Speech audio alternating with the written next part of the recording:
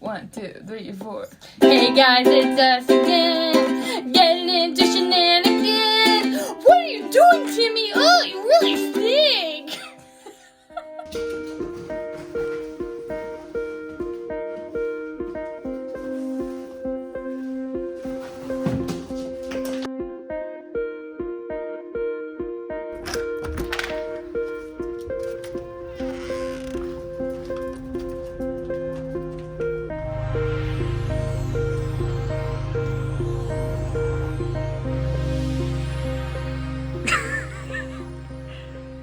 Jimmy.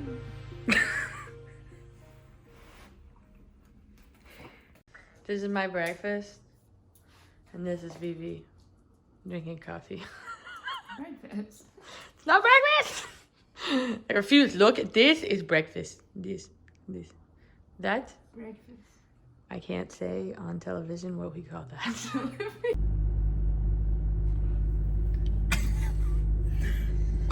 We're going to church.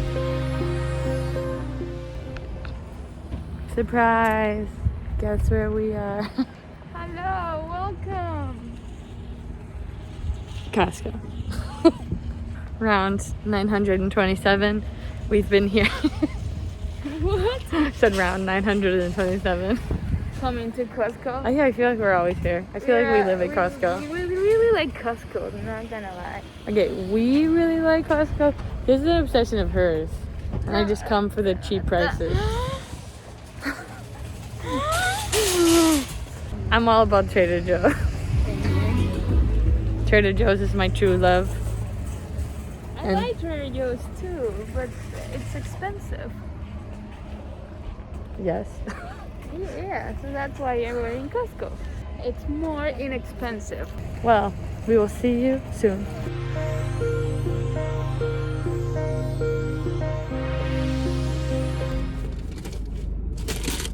Surprise. So good. Our new addiction. Anyone that can go to Costco and buy a chicken bake, please go. So good. Huh. We're going to Ralph's Yeah. because after we go grocery shopping, we like to go grocery shopping. Again.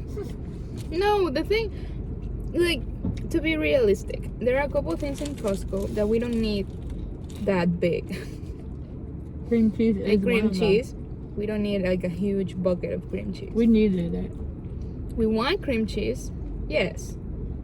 So we go to Ralph's to get a smaller one. I could have eaten all their cream cheese. Really? Yes.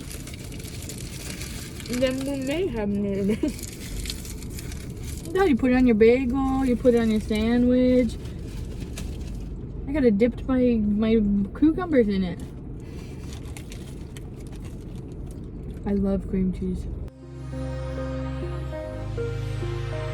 Más tarde es más misma emoji.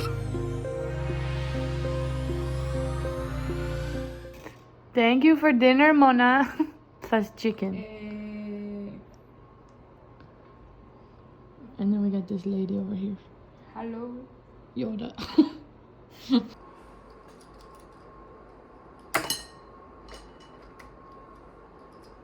It's wings. Move.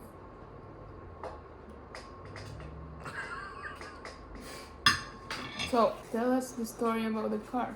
Oh, goodness. So, for those of you who know, you know, and for those of you who don't know, here you go. So, when I was 16, I bought my Uncle Paul's GMC Jimmy, which for those of you who don't know, it's a Blazer, and it's an SUV type of SUV, looks just like a Blazer. This car was very good, very trusty. Didn't have that many miles on it. My uncle said he used to drive it to work all the time, and it was fine. My dad, on the other hand, was like, don't take it on the highway, it won't make it. But like, the man who owned the car was like, I drive it on the highway all the time. So me being rebellious at 16, I was like, I'm gonna take it on the highway. I worked at a summer camp, and one week I was working at summer camp, and I got sick. I was like literally vomiting in the bathroom. So they told me to go home, and from what I remember, they were like, go home, and you can't come back tomorrow. It was like a Thursday until you go to the doctor. And me being part of my family, I was like, I'm not going to go to the doctor, so I'm just not coming in tomorrow. So, that night, instead of going home and going into bed, I decided I would drive 30 minutes to my boyfriend's house. I stay at my boyfriend's house. He invites all his friends over, so then it's like him and all his friends. We all sleep there. I still feel like garbage. In the morning I wake up, I was walking around with a thermometer. I take my temperature. I have a fever of 104. And my friend Nicole is like, let's go to Six Flags. I'm the only one with a car. I'm 16 and a half by this point, but you're not allowed to drive with anyone in the car the first 6 months of your Oh, really? I have no idea. having your license, permit, whatever. I'm like, yeah, sure, whatever. That sounds cool. I'll totally want to go to Six Flags right now. So Nicole's like, I need my bathing suit. Let me borrow your car. I'm going to drive to go pick it up at my friend's house. I'm like, sure. So as they're leaving, my friend Justin's like, they're going to get a flat tire pulling out of the guy's house's driveway. And I'm like, no, don't say that. I get a call 20 minutes later. Hey, Kim, we got a flat tire pulling out of Will's driveway. And I'm like, oh, God. And I'm like, okay, do you know how to change a flat tire? She's like, no. So they call for help, whatever. They get it fixed. They drive back. So I'm like, okay, whatever. I still feel like trash. I try really hard. I eat some mini wheats or something, cereal, and I like still have a fever. And I'm like, whatever, it'll be fine. Like, my fevers always break. Like, not a problem. I've had fevers before. Terrified. Yeah. So we decided to go to Six Flags. So I get in the car, and as soon as I get in the car, I start driving, and it feels weird to me. However, I also have a fever of 104. So I think, I start doubting myself. 16, I know nothing. I'm like, I must be hallucinating. So I asked my friend, I'm like, why does my car feel like it's driving weird? And they were all like, it's not. You're hallucinating. So now I think I'm hallucinating. So we drive through some pretty bad parts of Boston. We see a guy get hit by a car. We keep driving. We get on the highway, and Nicole, this whole ride is in, so there's technically 4 passenger seats in an SUV, in my SUV. So it's the passenger seat, the 3 seats in the loaf, and then there's like the trunk that's connected. So I had all 4 of those seats filled, and then my friend Nicole was in the trunk, but it was like open. It was just like an open thing. So Nicole the whole time is like, it's hot, it's hot, it's hot. Meanwhile, my car doesn't have air conditioning. It's a black vehicle. It doesn't have windows in the back seats, and it's the middle of summer, and it's humid in Massachusetts.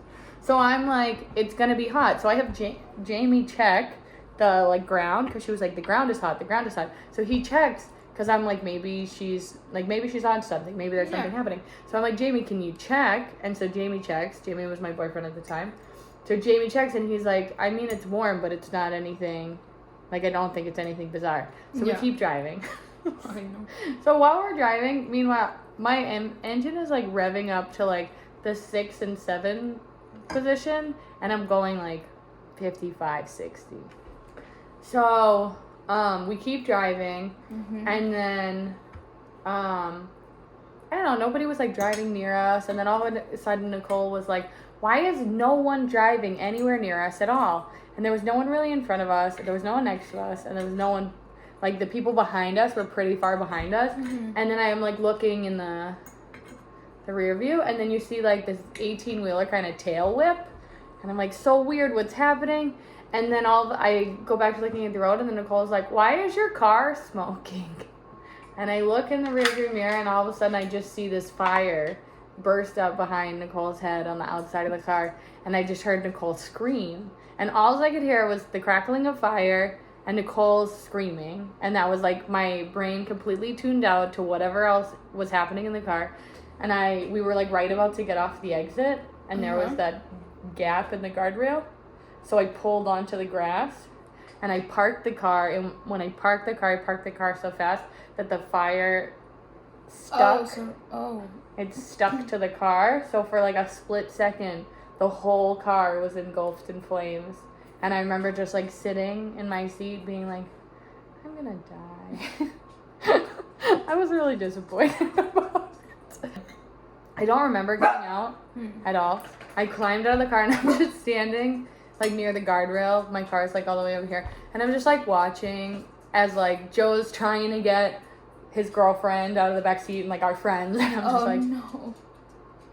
Like what? I had no idea what to do. I was like, what the hell? So thankfully, the firefighter showed up. Everyone got out of the car. My friend Sam was like complaining, oh, my purse, oh, my purse.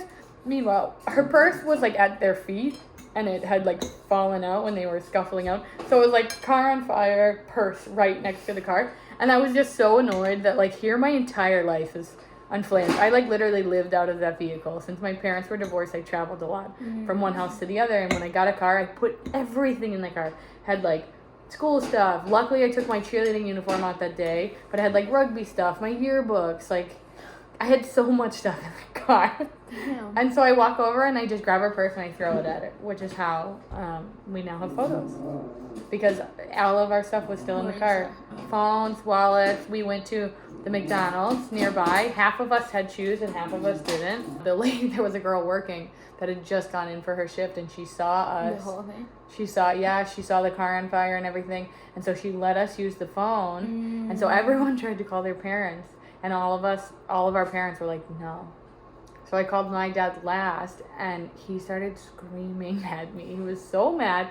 And then Nicole was like, tell him you're alive. And I was like, Dad, but I'm alive. And he was, I don't care. I told you not to take that car on the road. Blah, blah, blah. You weren't supposed to drive it that far. You can figure out how to get home. And I was like, so we gave 2 of our friends all the money that we had and 2 pairs of shoes. And they took a train to go home. They were supposed to get a car and come back. They went home, had dinner, and went to bed. No way. Yes. We had to call someone else to come get us. It was 4 o'clock in the morning when we got home. We left first thing in the morning.